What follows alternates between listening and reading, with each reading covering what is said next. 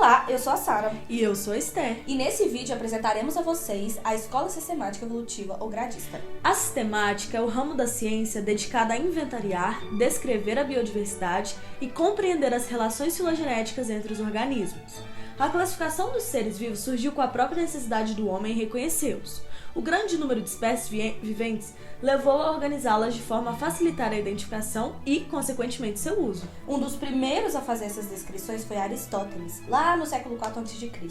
Ele classificou os animais por tipo de reprodução, vivíparos, ovíparos, e presença ou ausência de sangue e asas. Na sistemática botânica, temos o discípulo de Aristóteles, Teofrasto, que classificou as plantas segundo sua forma e textura. Em 1707 nasce Carl von Linné, na Suécia, responsável por popularizar a nomenclatura binomial, importantíssimo para o ramo, já que classificou mais de 12 mil organismos. Nos tempos de Linneu, o papel da taxonomia era exclusivamente revelar a diversidade da grande e imutável obra da criação divina. O conceito tipológico de espécie de Linneu foi baseado na filosofia grega do eidos, ideia de uma essência eterna e imutável para cada coisa.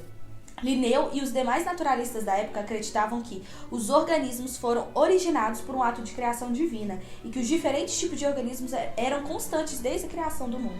Segundo essa interpretação, os seres vivos são imutáveis, ou seja, não mudam ao longo do tempo, o que ficou conhecido como fixismo.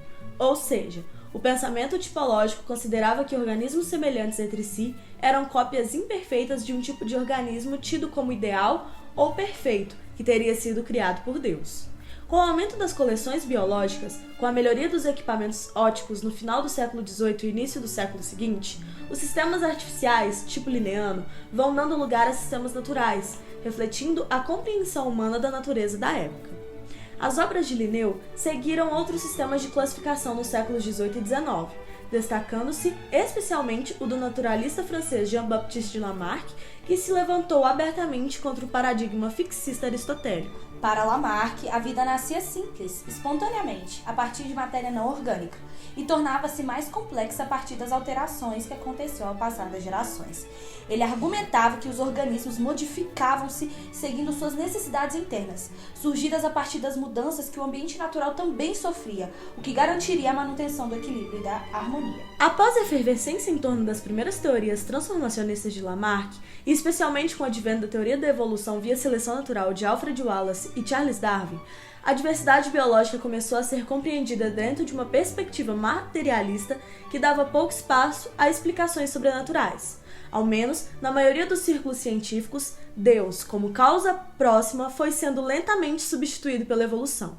Em termos sistemáticos, isso significaria que os grupos biológicos reconhecidos como naturais seriam aqueles resultantes do processo evolutivo, e não mais os que, de alguma forma, traduzissem os desígnios divinos ou essências impossíveis de serem alcançadas.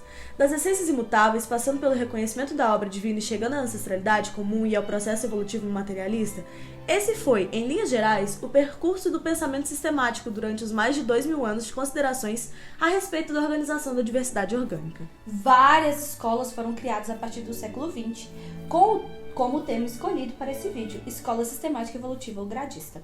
De 1940 a 1960, essa escola buscava refletir as ideias neodarwinistas, associando ideias de Darwin com as de Mendel.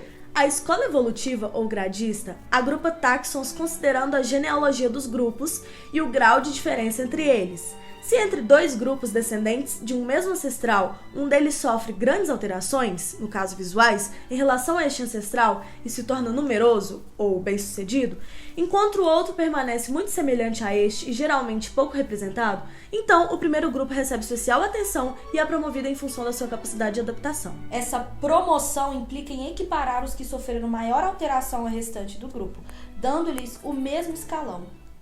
Consequentemente, se num determinado grupo várias linhagens evoluíram em várias direções, com alterações diversas, cada linhagem receberá um escalão, tanto mais alto quanto mais diversificada for em relação ao padrão primitivo. Embora ainda amplamente adotados em livros-texto, as classificações gradistas não são aceitas pela maioria dos sistematas atuais. Na segunda metade do século XX surgiram duas escolas modernas e teoria de teoria e práticas sistemáticas, filogenética ou cladística, que surgiu na década de 50, e fenética ou numérica, que se desenvolveu com o advento da informática.